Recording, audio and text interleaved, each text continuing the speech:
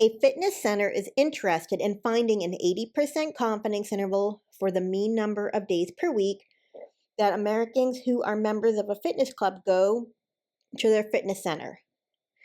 There were records taken of 24 members, and of the 24 members, they looked and found that the mean was 2.1 and the standard deviation was 2.6.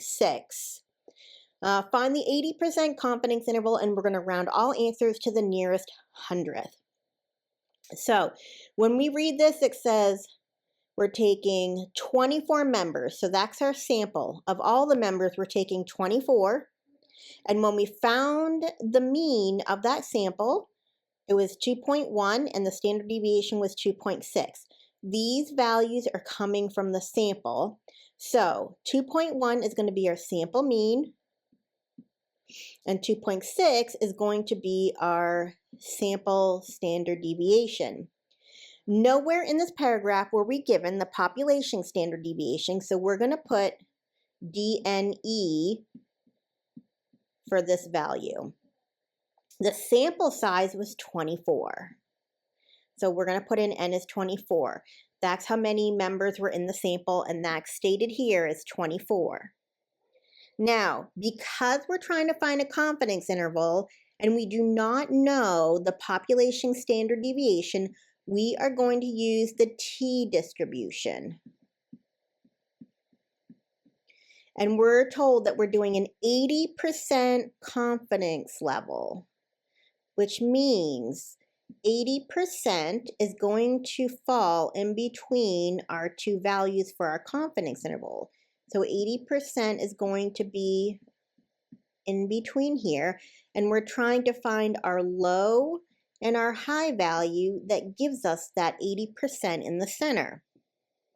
Now, because we're using our t-distribution, and that again is because we do not know the population standard deviation, we need to use a t critical value. So when I choose that drop-down menu, choose t. And then to find the critical value, we either have to use our calculator or the tables. It just depends on what you want to use. If you have inverse t on your calculator, then it's going to look like this. You would go to your second bars button, and underneath inverse norm, you'll see inverse t. So then you're going to put in your area. Okay, so because this is 80% in the middle, that means that there's going to be 10% on each side. So 10% here, 10% here, because I know the total under the curve has to add up to 100. We're going to use inverse t, and because our area to the left is 0.10 or 10%, I'm going to put in my area is 0.1. My degrees of freedom is 1 less than the sample size. My sample size is 24 here, so I'm going to put in 23 for my degrees of freedom. And then I'm going to paste. So my critical value for this, if we round to 2 places like the direction says, is going to be 1.32. Now, when we're looking at critical values, we don't use the negative when we're talking about a confidence interval, because we just want to find out the distance that it comes out on either side of the mean, and the critical value helps us determine that. So the critical value is used to find that error that comes out on either side. So our critical value is 1.32 when we round it to 2 places. Now, if we don't have inverse t on the calculator, you can use the tables. Since there is 10% in one of those tails on either side of the 80% in the center, you're going to look in this row right here where it says one tail contains 10% or 0.1. If you're looking at both tails together, that would be a total of 20%. So this second row here for the two tail is always going to be double the one tail. So we're going to look in this column here. Now, our degrees of freedom was 23. So we scroll down in this column and look at 23. Here's our value here, 1.3195. But when we round it to two places, we're going to get 1.32. So that's how you want to use your table rather than inverse T if you don't have that option.